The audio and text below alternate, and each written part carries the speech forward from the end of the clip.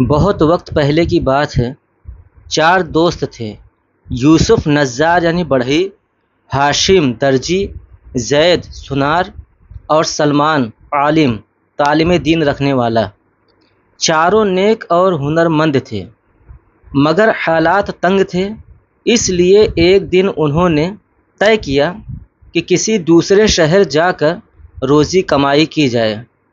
سفر پر نکلے تو دن بھر چلتے رہے۔ جب رات ہو گئی تو ایک جنگل کے کنارے آرام کرنے کا فیصلہ کیا۔ علاقہ سنسان تھا، اس لیے طے ہوا کہ ہر کوئی رات کا ایک ایک پہرا دے گا۔ پہلا پہرا یوسف کا۔ یوسف نجار پہلے پہرے پر بیٹھا۔ وہ بور ہو رہا تھا، تبھی اسے پاس پڑی ایک بڑی لکڑی دکھی۔ اس نے سوچا کیوں نہ کچھ بنایا جائے۔ اس نے اپنے اوزار نکالے اور لکڑی کو تراشنے لگا۔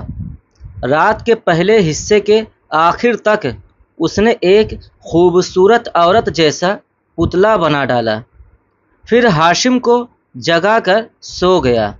دوسرا پہرا ہاشم کا۔ ہاشم درزی پہرے پر بیٹھا تو پتلا دیکھ کر حیران رہ گیا۔ کہا، واہ کیا کاریگری ہے یوسف کی! اس نے بھی اپنے ہنر کا استعمال کیا اور اپنے پاس رکھا کپڑا، سوئی، دھاگا نکالا۔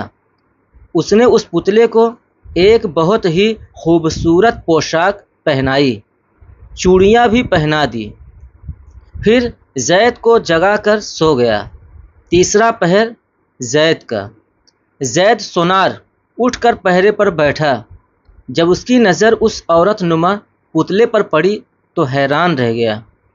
پاس جا کر دیکھا تو سمجھ گیا کہ یہ یوسف اور ہاشم کی محنت ہے۔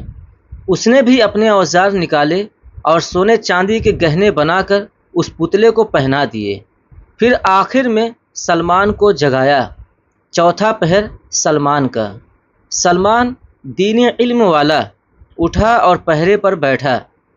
اس نے اس عورت جیسی شکل والے پتلے کو دیکھا تو سوچ میں پڑ گیا، پھر سمجھ گیا کہ یہ تینوں دوستوں کی محنت ہے۔ لیکن اس نے بھی سوچا کہ میرا بھی ایک فرض بنتا ہے۔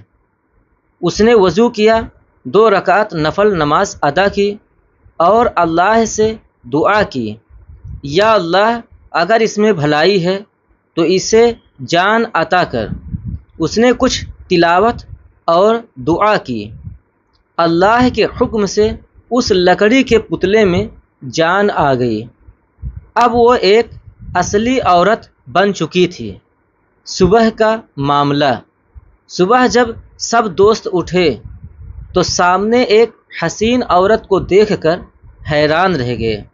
سلمان نے سب کچھ بتایا۔ تب ہر دوست کہنے لگا، یوسف میں نے اسے بنایا، یہ میری بیوی ہوگی۔ ہاشم میں نے کپڑے پہنائے، زید میں نے زیور پہنائے، سلمان میں نے اللہ سے دعا کر اس میں جان ڈالی۔ اب سوال یہ ہے، کون سب سے زیادہ حقدار ہے اس عورت کا؟